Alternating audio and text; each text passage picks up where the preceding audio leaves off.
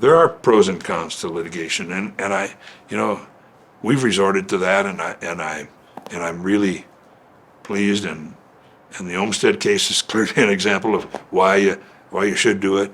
But there are some people need to weigh pros and cons. The cons. Let me do that. Start with that first.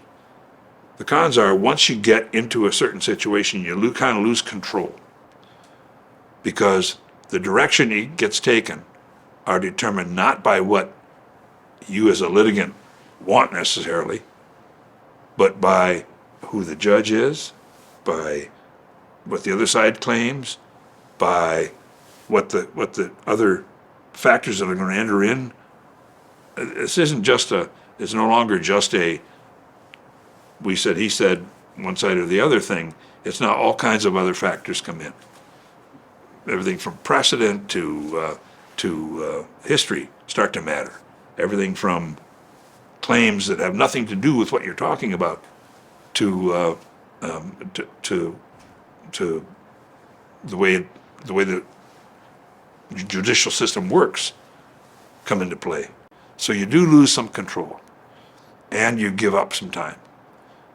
Nothing in the legal system happens quickly, and that's because people get to go back and forth, and because the system we've set up as an adversarial system, well, it might be the best system, it still means that each side gets all that time to respond to the other side over and over again, and it can drag on what seems like interminably.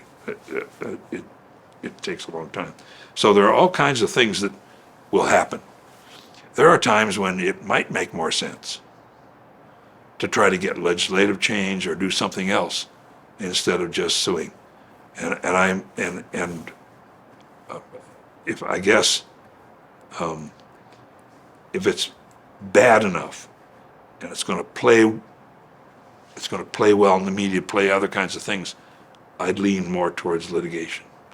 If, on the other hand, I wanted to solve something quicker, and I felt like I had enough oomph of one kind or another, enough capital, enough political peace, enough friends, etc., I'd prefer the other way.